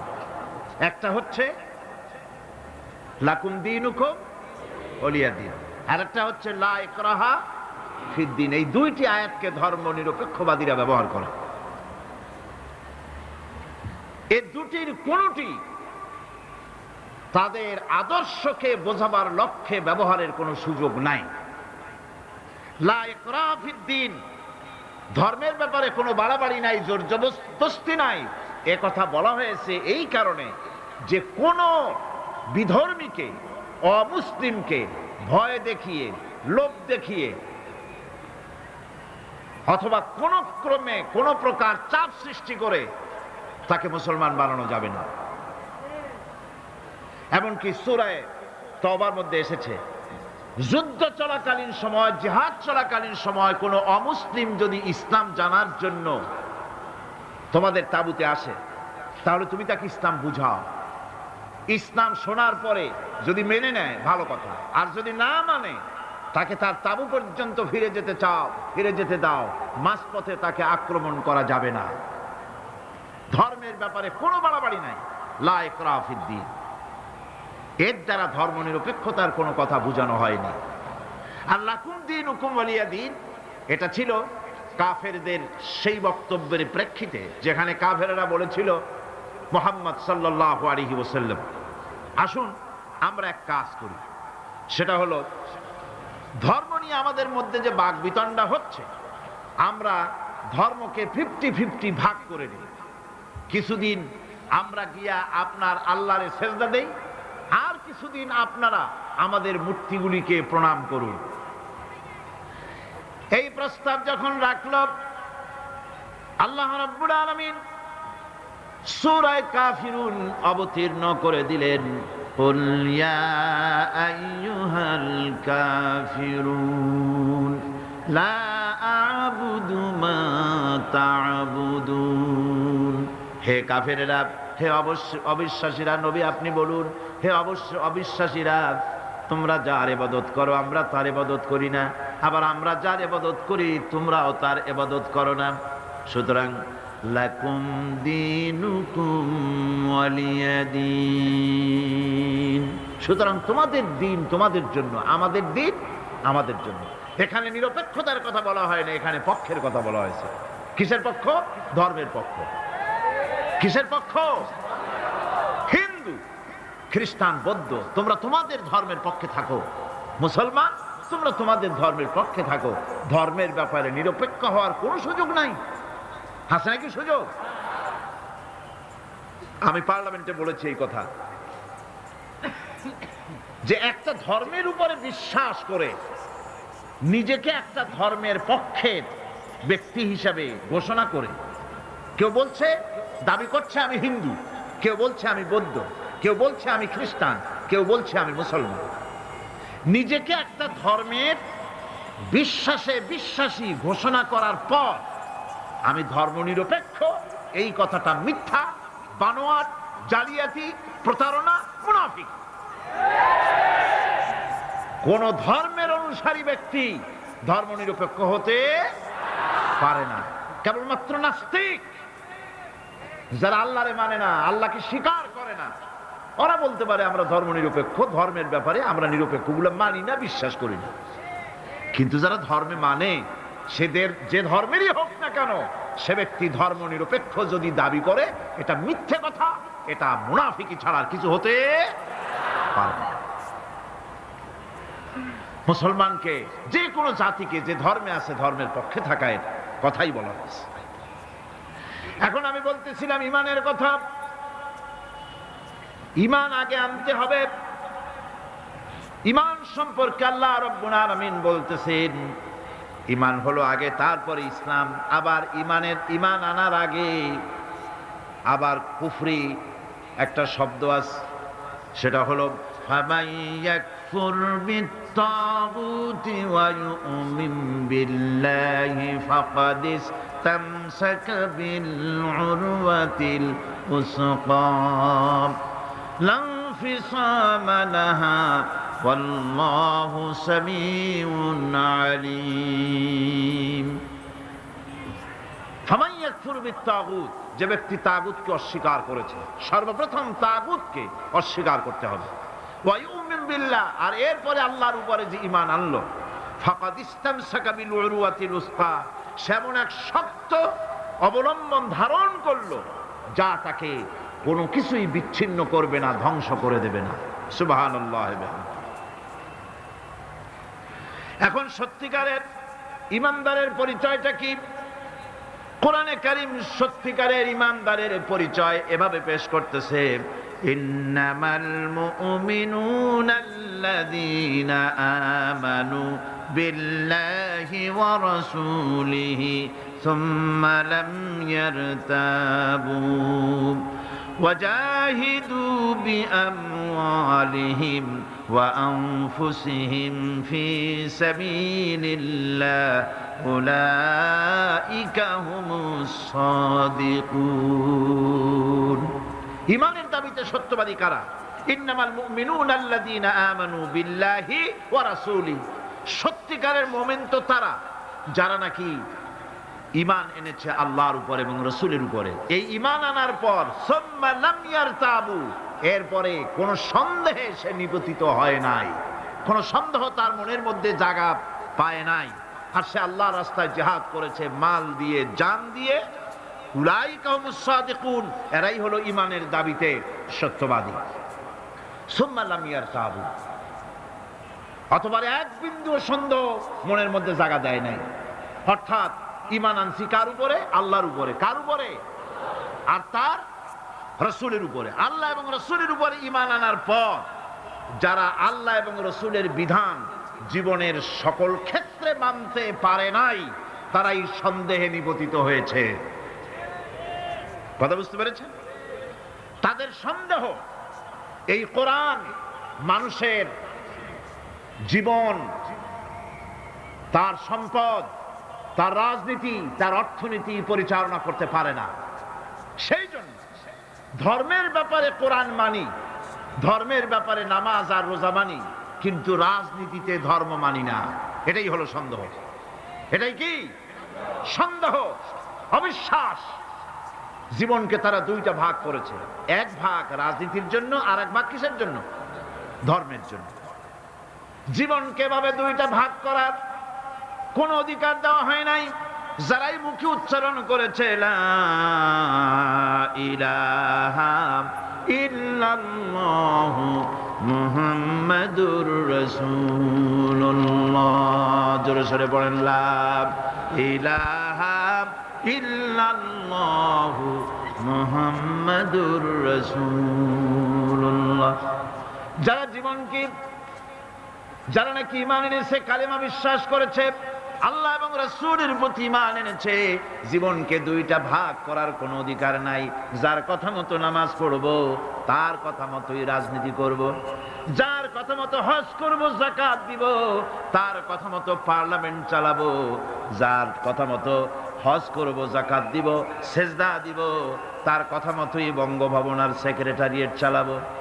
যাকে মানি, যে আল্লাহরে সেজদা করি সারা জীবন, যে রাসূলকে মানি আমার নেতা হিসাবে, রাসূল হিসাবে, সে আল্লাহ এবং রাসূলের হুকুম অনুযায়ী আমার কোর্ট কাছারি, আদালত, শিক্ষাঙ্গন চালাবো। এটা যদি চালাই তবে আমি মুমিন, আর যদি না চালাই, সন্দেহে যদি নিপতিত হয়ে যায় যে কোরআন থাকবে মসজিদে, আমার পার্লামেন্টে কোরআন ঢুকতে পারবে না। কোরআন পার্লামেন্ট শুরু হওয়ার সময় একবার তেলাওয়াত হবে, কিন্তু তা আমল করা হবে না। অনুষ্ঠানগুলি শুরু হবে কোরআন দিয়ে, কিন্তু তা আমল করা হবে না। কোরআন তেলাওয়াত করে ব্যবসা প্রতিষ্ঠান উদ্বোধন করা হচ্ছে, কিন্তু সুদের টাকা দিয়ে ব্যবসা প্রতিষ্ঠান বানানো হলো। বিবাহ পড়ানো হচ্ছে কোরআনের আয়াত দিয়ে, কিন্তু যৌতুক গ্রহণ করা হারাম, সেই যৌতুক দিয়ে বিয়ে উদ্বোধন করা হলো। এমনি সকল ক্ষেত্রে নাফরমানি করে যে ঈমানের দাবি করলো, এই ঈমান ঈমান নয়, এর নাম মুনাফিকি। এখন এই কথাটা মনে রাখতে হবে যে ঈমান এমন এক বিষয় যা আবার মৌখিক দাবি করলেই হয় না। কেউ যদি পড়ে লা ইলাহা ইল্লাল্লাহ, মুসলমান কি হয়ে গেল? বলেন আপনি, ফতোয়া দেন, হয়ে গেল? খেরাত নে গর কে ভি দিয়া লা ইলাহা इल्लल्लाह तो क्या हासिल दिलो निगाह मुसलमान नहीं तो कुछ भी नहीं। खिरत ने कर कह भी दिया ला इलाहा इल्लाल्लाह, মুখে আসলো আর স্বতঃস্ফূর্ত ভাবে বলে ফেললো লা ইলাহা ইল্লাল্লাহ, তো क्या हासिल, এতে কিছু এর দ্বারা কোনো উপকার হলো না। দিল নিগাহ মুসলমান হি তো কুছ ভি নেহি, অর্থাৎ তার মন তার মস্তিষ্ক লা ইলাহাকে বিশ্বাস করলো না, আমল করলো না, এই কালেমা পড়ার কোনো দাম নাই। এবার আল্লাহর ভাষায় শুনুন, আল্লাহ রাব্বুল আলামিন বলেন وَمِنَ النَّاسِ مَن يَقُولُ آمَنَّا بِاللَّهِ وَبِالْيَوْمِ الْآخِرِ وَمَا هُمْ بِمُؤْمِنِينَ। আল্লাহ রাব্বুল আলামিন বলছেন, লোকেদের মধ্যে এমন অনেক লোক আছে যারা মুখে বলে আল্লাহর উপর ঈমান এনেছি, পরকালকে বিশ্বাস করেছি। আল্লাহ বলেন ওমা হুম বিমুমিনিন, এরা মুমিন না। আল্লাহ কি বলছেন খুব লক্ষ্য করেন। একদিকে মুসলমান হইতে হলে বিশ্বাস করতে হবে কি আল্লাহর পরকাল, রাসূলের উপর ঈমান, এগুলি করতে হবে। একটা লোক ঘোষণা করলো যে আমি আল্লাহ এবং পরকালকে বিশ্বাস করি, এরপরে আল্লাহ পাক বলছেন ওমা হুম বিমুমিনিন, এরা মুমিন না, কারণ এই কথাগুলি তার মুখের মনের কথা না। সে ব্যক্তি, এরকম ব্যক্তি এ মাহফিলও থাকতে পারে, যদি থাকে আল্লাহ রাব্বুল আলামিন তাকে হেদায়েত নসিব করে দিন, আমরা বলি আমিন। সে লোকটিকে আমি আলোচনা করলে আপনি নিজেই বুঝতে পারবেন, যা ভুল তার কাছে ধরা পড়বে। আয়নার সামনে দাঁড়ালে পরে আয়না সব বলে দেয়, ঠিক কি না?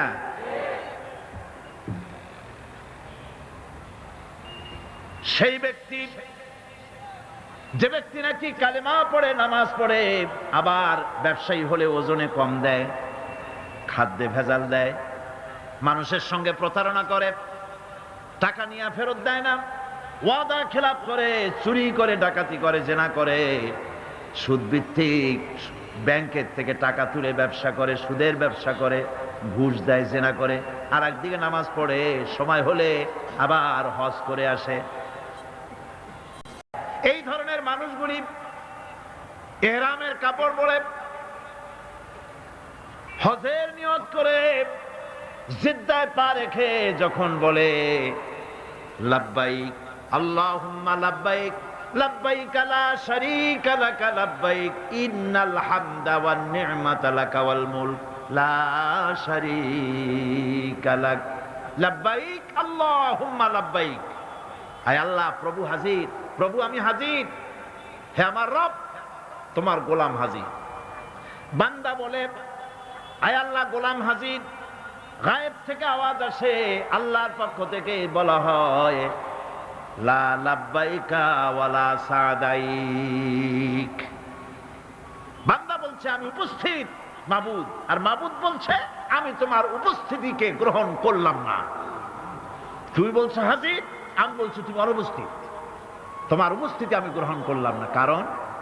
কারণ তুমি যে টিকিট করে আসছো ওইটা হারাম টাকা, যে রামের কাপড় পরেছো ওইটা হারাম টাকা দিয়ে কেনা, মক্কা মদিনায় যে খরচ করবে, তাবুতে থাকবে, বাস ভাড়া দেবে, যা খাবে, জায়নামাজ কিনবা, তসবিহ কিনবা, মার্কেটিং করার জন্য যে টাকা আনছো, সব হারাম। তোমার গায়ের গোশত হারাম, তোমার গায়ের রক্ত হারাম, হারাম খেয়ে পেটটারে সাইজ মতো বানাইছো, এরকম করে হারামের টাকা দিয়া হজ করতে এসেছো, তোমার উপস্থিতি আমি গ্রহণ করলাম না। নাউজুবিল্লাহ। সুতরাং মুমিনের দাবি করলেই হবে না, ঈমানের দাবি করলেই হবে না, কাজে তা প্রমাণ করতে হবে। সেটা কি? সেটা হচ্ছে ইন্নাল্লাযীনা ক্বালু রাব্বুনাল্লাহু সুম্মা ইসতাকামু তাতানাজ্জালু আলাইহিমুল মালাইকা। নিশ্চয় যারা বলে আমাদের রব আল্লাহ, অতঃপর এই কথার উপরে সে দৃঢ় পথ থাকে, ফেরেশতাগণ তার প্রতি ফেরেশতা অবতীর্ণ হয়, অর্থাৎ আল্লাহর রহমত তার উপরে নাজিল হয়। যে ব্যক্তি ঈমানের দাবি করে ঈমানের উপরে টিকে থাকে, আল্লাহর রহমত তার উপরে নাজিল হতে থাকে। ঈমান আনাই শুধু মুখে দাবি করাই শেষ কথা নয়, ঈমান আনার পর ঈমানের উপরে টিকে থাকা সবচেয়ে বড় কথা। ঈমানের উপরে টিকে থাকতে হবে। ঈমানের কোনো দাম নাই যদি আমলে সালেহ না থাকে। ঈমান হচ্ছে এক, এটা মূল্যহীন হয়ে পড়ে যদি আমলে সালেহ না থাকে। যে নেক কাজ করতে হবে আল্লাহকে খুশি করার জন্য, কাজটা ভালো হওয়ার জন্য শর্ত দুইটা। একটা হচ্ছে কাজটা হতে হবে আল্লাহকে খুশি করার জন্য। কারে খুশি করার জন্য? আল্লাহ পাককে খুশি করার জন্য হতে হবে। আর 2 নম্বরে কাজটা হতে হবে সুন্নতে নববী সাল্লাল্লাহু আলাইহি ওয়াসাল্লাম, রাসূল করিম সাল্লাল্লাহু আলাইহি ওয়াসাল্লামের সুন্নতের উপরে কাজটি হতে হবে। তাহলেই আপনার আমলটা সহি হয়ে গেল। আপনি আমি নিজের আন্দাজ করে কাজটা খুব ভালো হয়েছে মনে করলেই হবে না। নিকৃষ্ট বা অসৎ কাজের পরিণতি সম্পর্কে কোরআন বলছে, কুল হাল নুনাব্বিউকুম বিল আখসারিনা আ'মালা আল্লাযীনা দাল্লা সা'য়ুহুম ফিল হায়াতিদ দুনিয়া ওয়া হুম ইয়াহসাবুনা আন্নাহুম ইউহসিনুনা সুনআ। আমি কি তোমাদেরকে বলবো না যে কোন আমল তোমাদেরকে ক্ষতিগ্রস্ত করবে? সেটা হচ্ছে সেই আমল যারা দুনিয়ার জীবনে দুনিয়ায় উন্নতি করার জন্য কাজ করে, তাদের সমস্ত জদ্দোজাহাদ, তাদের চেষ্টা প্রচেষ্টা দুনিয়ায় টিকে থাকার জন্য তারা করে থাকে। যে কাজগুলি আল্লাহ পাকের খুশনুদি হাসিলের জন্য, আল্লাহ পাককে খুশি করার জন্য করা হয় না, সেই কাজগুলি মানুষের সমস্ত প্রচেষ্টাকে, তার চেষ্টাকে, তার সমস্ত আমলগুলিকে বিনষ্ট করে দেবে। এগুলি কিয়ামতের দিন কোনো ফায়দা হবে না।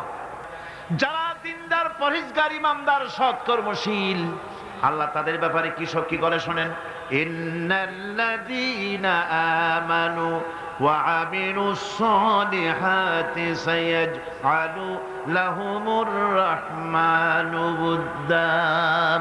আল্লাহ পাক বলেন যারা নাকি ঈমান এনেছেন আর আমলে সালেহ করে, রব্বুল আলামিন তার বান্দাদের দিলের মধ্যে তার জন্য মহব্বত পয়দা করে দেন। মানুষরা ভালোবাসে, মহব্বত করে। আমার বন্ধুগণ, সৎকর্ম মানুষ যখন ভালো কাজ করে তার দুষ্কর্মগুলিকে আল্লাহ মাফ করে দেন। জোরে বলেন সুবহানাল্লাহ। কোরআন বলছে, ওয়াল্লাযীনা আমানু ওয়া আমিলুস সালিহাতি লানুকাফিরান্না আনহুম সাইয়্যাতিহিম ওয়া লানাজজিয়ান্নাহুম আহসানাল্লাযী কানু ইয়ামালুন। যারা ঈমান আনবে আর সৎ কাজ করবে, আল্লাহ পাক বলেন আমি তাদেরকে সর্বোত্তম কাজগুলির প্রতিদান করব। তারা যত ভালো কাজ করবে ওই ভালো কাজের মধ্যে সবচাইতে ভালো যেটা, ওইটার উপর আমি তাকে পুরস্কার দান করব। সুবহানাল্লাহ। আর তাদের সাইয়্যাতগুলি হাসানাত দিয়ে বদলায় দেব, তাদের পাপ কাজগুলি আমি নেক কাজে পরিবর্তন করে দেব। শুধু তাই নয়, শয়তানের ওয়াসওয়াসায় পড়ে বান্দা যখন একটা গুনাহ করে, আল্লাহ বলে দিয়েছেন একটা গুনাহ লিখবি। আদম আলাইহিস সালামকে আল্লাহ পাক যখন দুনিয়ায় পাঠিয়ে দিলেন, হযরত হাওয়া যখন দুনিয়া আসলেন, আর শয়তানের বুজুর্গি সব শেষ হয়ে গেল। শয়তানে বলল, আল্লাহ আমার সব ইবাদত নষ্ট হইল আদমের জন্য। আমি তোমার কাছে ফরিয়াদ জানাই, তুমি 7টা জাহান্নাম বানাইছো, এই জাহান্নাম আরো বানাও। আমি তোমার এই জাহান্নামগুলি তোমার বান্দাগুলি দিয়ে ওয়াসওয়াসা দিয়ে এই জাহান্নাম ভরে দেব। যে আদমের জন্য আমার সমস্ত ইবাদত পণ্ড হলো, সেই আদম সন্তান সব আমি জাহান্নামে পাঠাবো। আল্লাহ রাব্বুল আলামিন বললেন, এই কোরআন শরীফের ভিতরে আছে, আল্লাহ পাক বলেছেন, ও আমার ফেরেশতারা, শয়তান কি বলল শুনেছো? আমার বান্দা যখন শয়তানের ওয়াসওয়াসায় পড়ে একটা নেকের একটা গুনার নিয়ত করবে, গুনাহ করার নিয়ত করবে, গুনাহটা করে নাই, পাপ লিখবা না। গুনাহ করা হয়ে যাওয়ার পর একটা গুনার জন্য একটা গুনাহই লিখবা। আর যদি আমার বান্দা কোন একটি নেকির কাজের নিয়ত করেছে, হজের নিয়ত করেছে, হজে যায় নাই, মাদ্রাসা মসজিদে দান করবে, চট্টগ্রাম তাফসিরুল কোরআন মাহফিলে দান করবে, করে নাই এখনো, শুধু নিয়ত করেছে, নেক নিয়তের কারণে আমলনামায় একটা নেকি লিখে দিবা। আর যখন নেকের কামটা করা হয়ে যাবে, আল্লাহ পাক বলেন মান জাআ বিল হাসানাতি ফালাহু আশরু আমসালিহা। নেকের কাজটা যখন করা হয়ে যাবে, আমার বান্দার আমলনামায় একটা নেকের পরিবর্তে 10টা গ্রেস মার্ক লাগাইয়া 10 গুণ বাড়াইয়া দিবা। সুবহানাল্লাহ। আমি বান্দা, আল্লাহ পাক বলেন বান্দার কোন আমলের উপরে আমি জুলম করি না। বান্দা যদি যে সব কাজ করবে, সমস্ত নেক কাজের জন্য আমি তাকে সওয়াব দান করব। শুধু তাই না, সৎকর্মশীল ব্যক্তিদের রুজিতে আমি বরকত দিয়ে দিব। সুবহানাল্লাহ কোন। ভালো কাজ যারা করবে তাদের রুজিতে আল্লাহ পাক কি করবেন? فالذين آمنوا وعملوا الصالحات لهم مغفرة ورزق كريم। যারা ঈমান আনবে এবং ভালো কাজ করবে, আমি তাদেরকে উত্তম রিজক দান করব। শুধু তাই নয়, আমলে সালিহ যারা করবে, সৎকর্মশীল লোকদের, তাদের জন্য রয়েছে আমার কাছে ক্ষমা, মাগফিরাত। وَإِنِّي لَغَفَّارٌ لِمَنْ تَابَ وَآمَنَ وَعَمِلَ صَالِحًا ثُمَّ اهْتَدَى। নিঃসন্দেহে আমি ক্ষমাশীল ওই সব বান্দাদের জন্য যারা সৎ কাজ করে, আমলে সালেহ করে, নেক কাজ করে, আর গুনাহ থেকে তওবা করে, আর এই তওবার উপরে, হেদায়েতের উপরে টিকে থাকে। আমি তাদের গুনাহগাশি আমি রব্বুল আলামিন মাফ করে দেই, গুনাহ খাতাকে ক্ষমা করে দেব। যারা ঈমান আনবে, আমলে সালেহ করবে, নেক কাজ করবে, তাদেরকে আল্লাহ পাক ক্ষমার ওয়াদা করেছেন। মানব গোষ্ঠীকে মহা ক্ষতি থেকে বাঁচাবার জন্য আল্লাহ পাক তৃতীয় যে পয়েন্টের কথা বলেছেন সেটা হচ্ছে হক। সেটা কি? হক শব্দটি হচ্ছে বাতিলের বিপরীত, মিথ্যার বিপরীত, অসত্যের বিপরীত।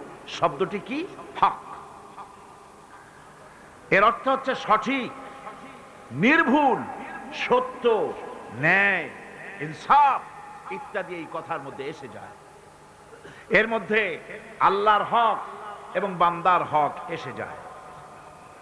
হকের দাওয়াত অর্থ হচ্ছে ঈমানদারদের সমাজ এরকম হবে না যে বাতিল মাথা উঁচু করে দাঁড়াবে আর হকপন্থীরা মাথা নিচু করে তারপরে চলবে, নাহকের বিরুদ্ধে কথা বলবে না, চুপ করে থাকবে। এটা ঈমানদার যে সমাজে বাস করে সেই সমাজের চিত্র এরকম হতে পারে না। লূত আলাইহিস সালামের জামানায় যখন জমিনটাকে উল্টে দেওয়ার জন্য অর্ডার হলো, তখন ফেরেশতা বলছিল, আয় আল্লাহ, এই জমিনে তো একটা লোক আছে যে 30 বছর পর্যন্ত তোমার ইবাদত করেছে, সেই লোকটারে তো সরাবার ব্যাপারে তুমি কিছু বললা না। আল্লাহ রাব্বুল আলামিন বললেন, জমিনটা উল্টায়া ওর মাথায় আগে রাখো, রে শুদ্ধা জমিনটারে উল্টায় দাও। কারণ গোটা জাতি যখন আমার সঙ্গে নাফরমানি করছে, আমার নবীর সঙ্গে নাফরমানি করতেছে, তখন এরা কথা বলে নাই। এই লোক নিজের ইবাদত নিয়ে ব্যস্ত ছিল, নিজেকে জাহান্নাম থেকে বাঁচাবার চেষ্টা করেছে। গোটা জাতি জাহান্নামে যায় সেজন্য ভুরুক্ষেপ করে নাই। হক কথা বলতেই হবে। হক যে বলবে না, হক থেকে যে চুপ থাকবে, সে হচ্ছে শয়তানুন আখরাস, বোবা শয়তান। রাসূলুল্লাহ হাদিসে বলেছেন, হক থেকে যে চুপ থাকে সেটা কি শয়তান? বোবা শয়তান। এখন আপনাকে বিপদ মুসিবত থেকে বাঁচার জন্য হকের দাওয়াত দিতে হবে, তা না হলে আল্লাহ পাক ক্ষমা করবেন না। না হক যখন সমাজে চলতে থাকে, হকের আওয়াজকে একজনকে হলেও হকের আওয়াজ বুলন্দ করতে হবে। কোরআনে কারিমে রব্বুল আলামিন বলেন, واتقوا فتنة لا تصيبن الذين ظلموا منكم خاصة। সতর্ক থাকো, বেঁচে থাকো ওই সব বিপদ থেকে, মুসিবত থেকে, যেই বিপদ শুধুমাত্র বিপদের কারণ যারা ওদের জন্যই নাজিল হবে না, বরং যারা সহ্য করে তাদের উপরও বিপদ আসবে। যারা বিপদের কারণ, গুনাহের কারণ, শুধু ওরাই ধ্বংস হবে না, যারা সহ্য করবে তাদেরকেও আযাবের মধ্যে নিপতিত হতে হবে। একটা দৃষ্টান্ত দিলে বুঝবেন। আপনার বাড়ির সামনে ড্রেনের ভিতরে বিড়াল মরে পড়েছে, কুকুর মরে পড়েছে, আপনি নাকে রুমাল দিয়ে যান, বাড়িওয়ালা ভালাইতেছে না, আপনিও ভালাবার চেষ্টা করতেছেন না। এখন এইটা পচে গলে দুর্গন্ধ হয়ে পরিবেশ নষ্ট করে দেবে। তখন এই মরা কুকুরটার দুর্গন্ধে শুধু বাড়িওয়ালাই অসুস্থ হবে না আশেপাশের লোকেরা অসুস্থ হবে? বলেন আপনারা, সবাই অসুস্থ হয়ে পড়বে। সুতরাং বাড়িওয়ালা যদি না ফালায়, আপনার দায়িত্বে আপনাকে ফেলতে হবে। অন্যায় যেখানে উঠবে সেখানেই তাকে নির্মূল করতে হবে। এটা হলো উম্মতে মুহাম্মাদীর দায়িত্ব। আল্লাহ পাক এর জন্য বলেছেন, ওয়ালতাকুম মিনকুম উম্মাতুন ইয়াদউনা ইলাল খায়র ইয়া'মুরুনা বিল মা'রুফ ওয়া ইয়ানহাউনা আনিল মুনকার ওয়া উলাইকা হুমুল মুফলিহুন। তোমাদের মধ্যে এমন কিছু লোক থাকা দরকার যারা মানুষকে কল্যাণের দিকে ডাকবে এবং অকল্যাণ থেকে মানুষকে ফিরাবে, কল্যাণের দিকে ডাকবে, হকের দিকে ডাকবে, নেক কাজের দিকে ডাকবে, মানুষকে ভালো কাজের দিকে ডাকবে। এরকম কিছু লোক তোমাদের মধ্যে হয়ে যাওয়া উচিত, তৈরি হওয়া উচিত, যারা হকের দাওয়াত নিয়ে তারা সমাজে বেরোবে। কারণ মুসলমানেরা হলো আমাদের সম্পর্কে আল্লাহ পাক বলেছেন, কুনতুম খায়রা উম্মাতিন উখরিজাত লিন-নাসি তা'মুরুনা বিল মা'রুফি ওয়া তানহাউনা আনিল মুনকার। তোমরা হচ্ছে শ্রেষ্ঠ জাতি। আমরা কি জাতি? আমরা যে শ্রেষ্ঠ জাতি সে কথা বলার মতো হিম্মত এখন আমাদের আর নাই, যার জন্য আপনারা আওয়াজ দিলেন যা শোনাই গেল না। মুসলমানেরা কি জাতি? খায়রে উমাম, ইমামে আকওয়াম। পৃথিবীর ভিতরে সমস্ত জাতি সমূহের ভেতরে শ্রেষ্ঠ জাতি কারা? আরো জোরে বলুন। একথা কে বলেছেন? আল্লাহ পাক বলেছেন, তোমরা শ্রেষ্ঠ জাতি। তোমাদের দায়িত্ব হচ্ছে তা'মুরুনা বিল মা'রুফ ওয়া তানহাউনা আনিল মুনকার। তোমাদের দায়িত্ব হচ্ছে ভালো কাজের আদেশ করবে, অন্যায় কাজ থেকে মানুষদেরকে ফিরাবে। এটা হচ্ছে তোমাদের দায়িত্ব। এই দায়িত্ব যদি আমরা পালন করতাম তাহলে আমাদের সমাজের ভেতরে এই অন্যায় অসত্য টিকে থাকতে পারত না। আমরা মানুষকে ভালো কাজের আদেশ দেই না। ভালো কাজের আদেশ দিতে হলে ক্ষমতায় থাকতে হয়। আদেশ আর অনুরোধ এই দুটো কি এক জিনিস? আদেশ আর অনুরোধ দুটো কি এক জিনিস? আদেশ দিতে গেলে আদেশের জায়গায় পৌঁছাতে হয়। আদেশের জায়গায় না গিয়ে কাউকে হুকুম দেওয়া যায় না, অনুরোধ জানাতে হয়। গভর্নমেন্টের কাছে বিনীতভাবে অনুরোধ জানাই, সিনেমার অশ্লীলতার জ্বালায় টিকতে পারি না, রমজান মুবারক এসেছে, এই অশ্লীল সিনেমার ছবি নামায় ফেলা হোক, বিনীতভাবে অনুরোধ জানাই। এটা হলো অনুরোধ। আর আল্লাহ বলছেন ইসলামের ব্যাপারটা অনুরোধের ব্যাপার নয়, এটা হচ্ছে আদেশের ব্যাপার। ক্ষমতায় এমন লোক পাঠাতে হবে যে রমজান মাস এলে পরে অর্ডার দেবে, সিনেমার সমস্ত ছবি আর গান বন্ধ করে দাও। হোটেলের কোনো দরজা খোলা থাকতে পারবে না, কোন খাবারের দোকান মুসলমানদের খোলা থাকতে পারবে না। এটা হচ্ছে অর্ডারের কাজ। তা'মুরুনা বিল মা'রুফ, আমর, হুকুম, অর্ডার। অনুরোধ করে হয় না, এটা আদেশ দেওয়ার মাকামে যেতে হয়। সেই আদেশের মাকামে আমরা কি যেতে পেরেছি? পারিনি। আমাদের অবস্থা হচ্ছে মোল্লার দৌড় মসজিদ পর্যন্ত। এই কথাটা যে কে শুনাইছে আল্লাহই জানে। मुल्ला को जो मिला है मस्जिद में सजदे की इजाजत, मुल्ला को जो मिला है मस्जिद में सजदे की इजाजत, नालायक समझते हैं यही इस्लाम की आजाद। মৌলভী সাহেব মসজিদের ইমামতি পাইছেন আর মনে করেছেন যে আমি ইসলামের স্বাধীনতা পেয়ে গিয়েছি। ডিসি সাহেব যদি দাওয়াত দেয়, মন্ত্রী সাহেব যদি দাওয়াত দেয়, আনন্দে অস্থির হয়ে যায়। আরে বাপরে, ডিসি দাওয়াত দিছে, কি সোজা কথা, মরি কি বাঁচি, উঠি কি পড়ি। ওই জায়গা পার্লামেন্ট, সেক্রেটারিয়েট, বঙ্গভবন যেদিন কোরআনের দখলে আসবে সেই দিন অর্ডার দিয়ে অন্যায়কে বন্ধ করা সম্ভব হবে।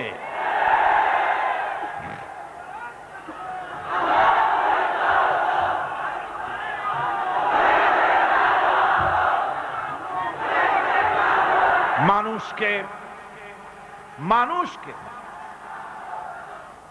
হকের দাওয়াত দিতে হবে।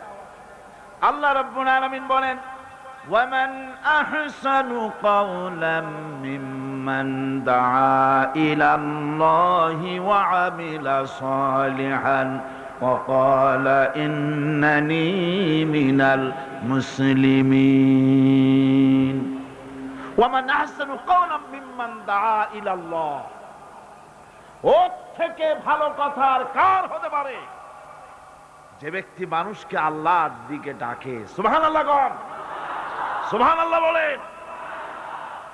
আল্লাহর দিকে যে ডাকে সেই ওয়ামান দা ইলাইহি, হাদিস শরীফের ভিতরে আছে মান ক্বালা বিহি সাদাকা, কোরআন থেকে যে কথা বলে সে কি কথা বলে? সত্য কথা বলে। কোরআন থেকে যে কথা বলে সত্য কথা বলে। মান ক্বালা বিহি সাদাকা ওয়া মান আমিলা বিহি উজরা, আরে কোরআন থেকে যারা আমল করে আল্লাহ তাদেরকে পুরস্কৃত করেন। ওয়া মান হাকামা বিহি আদালা, কোরআন থেকে যে বিচার করে সেই জাস্টিস, ইনসাফ কায়েম করে। ওয়া মান দা ইলাইহি হুদিয়া ইলা সিরাতিল মুস্তাকিম, আর যারা কোরআনের দিকে দাওয়াত দেয় তাদের দাওয়াতই সহজ সরল দাওয়াত। আওলাদে রাসূল আপনাদের সামনে কোরআনের দাওয়াত দিলেন, কোরআনের পক্ষে কাজ করুন, সবাই হাত উঁচু করে আপনারা সমর্থন দিয়েছেন। আমরাও অপেক্ষা করব এই সমর্থন আপনারা কতদিন বজায় রাখতে পারে। আল্লাহ যেন তৌফিক দেন। জোরে বলেন আমিন, আরো জোরে বলেন আমিন। ওয়া মান আহসানু কাওলাম মিম্মান দা ইলাল্লাহ, ওর চাইতে ভালো কথা আর কার যে মানুষকে আল্লাহর দিকে ডাকে। আমরা কার দিকে ডাকি? বিশ্বাস করুন, আমরা তো সমাজতন্ত্রের দিকে মানুষ ডাকি না। বলেন, আমরা কি সমাজতন্ত্রের দিকে মানুষ ডাকি? পুঁজিবাদের দিকে ডাকি, জাতীয়তাবাদের দিকে ডাকি, ধর্ম নিরপেক্ষ মতবাদের দিকে ডাকি। আমরা কার দিকে ডাকি? ধর্ম নিরপেক্ষ মতবাদ আল্লাহর তৈরি না মানুষের তৈরি? পুঁজিবাদ আল্লাহর না মানুষের? সমাজতন্ত্র আল্লাহর না মানুষের? জাতীয়তাবাদ আল্লাহর না মানুষের? আরে কোরআন কার? ইসলাম কার? সেই আল্লাহ রাব্বুল আলামিনের দিকে আমরা ডাকি। আমরা আমার বাপের দিকে ডাকি না, মায়ের দিকে ডাকি না, দাদার দিকে ডাকি না, মন গড়া কথা বলি না। ওলামায়ে হক কথা বলে কোরআনের কথা। সুবহানাল্লাহ। মহা ক্ষতি থেকে বাঁচার জন্য 4 নম্বরের বিষয়, এটা হলো কয়টা কথা আমাদেরকে ক্ষতি থেকে রক্ষা করবে? বলেন না কয়টা? 4টা। তার একটা হলো কি? 2 নম্বরে কি? আমলে সালেহ। 3 নম্বরে কি? হকের দাওয়াত। 4 নম্বরে কি? সবর। সবর কোরআনে কারীমের মধ্যে সর্বাধিক ব্যবহৃত একটি শব্দ সবর। আরবি ভাষায় বিভিন্ন অর্থে এই সবর শব্দ এসেছে, তবে সাধারণত সবর শব্দের অর্থ হচ্ছে অবিচলতা, দৃঢ়তা, সহিষ্ণুতা, মন মেজাজের সমতা, ধীরতা, কষ্ট সহিষ্ণুতা, বরদাস্ত, এগুলি হচ্ছে সবরের অর্থ। আমরা মনে করি সবর হচ্ছে ধৈর্য। হ্যাঁ, ধৈর্যটা ঠিক, কিন্তু সেই ধৈর্যের অর্থ কি? এই ধৈর্যের অর্থ এই নয় যে কেউ আপনার একটা থাপ্পড় মারবে আর আপনি বলবেন ভাই হাতে ব্যথা পাইছেন নাকি। তাহলে আমার আর একখান থাপ্পড় দিয়ে দাঁত যে কয়টা আছে তাও ফালাই দেয়। এর নাম সবর না। সবর হলো বিপদে আপনি হতাশ হবেন না, বিপদে ভেঙে পড়বেন না, বিপদে থাকবেন দৃঢ় অবিচল, মাথা ঠান্ডা, সুস্থ মস্তিষ্কে বিপদকে ওভারকাম করার জন্য কৌশল অবলম্বন করবেন। এটাই হচ্ছে সবর। ধৈর্য ধরতে হবে অবিচলতার সাথে, দৃঢ়তার সাথে, সহিষ্ণুতার সাথে। আল্লাহর জান্নাতে যাওয়ার জন্য এই সবর আমাদেরকে ইখতিয়ার করতে হবে। আমরা কি আল্লাহর জান্নাতে যেতে চাই? আমরা কি জান্নাতে যেতে চাই? অবশ্যই আল্লাহর জান্নাতে আমরা যেতে চাই। এই জান্নাতে যাওয়ার জন্য আল্লাহ রাব্বুল আলামিন কোরআনে কারীমের মধ্যে বলেছেন, আম হাসিবতুম আন তাদখুলুল জান্নাতা ওয়া লাম্মা ইয়া'লামিল্লাহুল্লাযীনা জাহাদু মিনকুম ওয়া ইয়া'লামাস সাবিরিন। তোমরা কি মনে করেছো যে বেহেশতে চলে যাবে, অথচ এখনো দেখা হয় নাই যে তোমাদের মধ্যে কে সবর অবলম্বনকারী, জিহাদের ময়দানে কে জিহাদ করতে এবং সবর ইখতিয়ার করতে কে তোমাদের মধ্যে পারদর্শী, অথবা এই পরীক্ষায় কে কামিয়াব হবে, এটা এখনই দেখা হয় নাই। আর এমনি তোমরা জান্নাতে চলে যাবে? জান্নাতে যাওয়া তো সহজ নয়। আল্লাহ পাক পরীক্ষা নেবেন, সেই পরীক্ষায় কামিয়াব হতে হবে। আর আল্লাহ পাক বলেছেন অবশ্যই সবরের পরীক্ষা নেব। ওয়ালানাবলুওয়ান্নাকুম হাত্তা না'লামাল মুজাহিদিনা মিনকুম ওয়াস-সাবিরিনা ওয়া নাবলুয়া আখবারাকুম। অবশ্যই আমি তোমাদেরকে পরীক্ষা করব, আর এই পরীক্ষার ভিতরে সত্যিকারের মুজাহিদ যারা, তারাই দৃঢ়, যারা নাকি দৃঢ়তা অবলম্বন করবে, সবর ইখতিয়ার করবে, আল্লাহ রাব্বুল আলামিন পরীক্ষায় তাদেরকে কামিয়াব করবেন। এই সবর এক মহা সম্পদ। সবর ইখতিয়ার করতে হবে মুসলমানদেরকে। জান্নাতের ভিতরেও আল্লাহ পাক যারা সবর করবে তাদের জন্য বিরাট নিয়ামত আল্লাহ পাক জান্নাতে দান করবেন। জান্নাতে যাওয়ার জন্য সবর একটা মহাগুণ। এই গুণ মুসলমানদের ভিতরে থাকতে হবে। যখন বিপদ আসে, মুসিবত আসে, রব্বুল আলামিন বলেন বিপদ যখন আসে, মুসিবত যখন আসবে, বান্দা যারা মুমিন তারা পড়ে ইন্না লিল্লাহি ওয়া ইন্না ইলাইহি রাজিউন। নিশ্চয়ই আমরা আল্লাহর জন্য এবং আমাদের সকলকেই আল্লাহর কাছে ফিরে যেতে হবে। এই কথাটা মুমিনদেরকে বলতে হবে। পড় গিয়া জিস পর নজর बंदा को मौला कर दिया, पड़ गया जिस पर नजर बंदा को मौला कर दिया, आ गया जिस दाम में जोश कतरा को दरिया कर दिया। আল্লাহ রাব্বুল আলামিনের রহমতের নজর যদি কোনো গোলামের প্রতি পড়ে যায়, গোলামটা বাদশাহে পরিণত হয়ে যায়। আল্লাহর রহমতের নজর যদি এক ফোঁটা পানির উপরে পড়ে যায়, পানি ফোঁটা আটলান্টিক মহাসাগরে পরিণত হয়ে যায়। সে আল্লাহ রাব্বুল আলামিনের উপরে ঈমান এনে সৎ কাজ করে হকের দাওয়াত দিয়া সবর ইখতিয়ার করলে পরে আল্লাহ পাক তাদেরকে জান্নাত দান করবেন। জান্নাতের সুউচ্চ মাকাম আল্লাহ পাক দান করে দিবেন।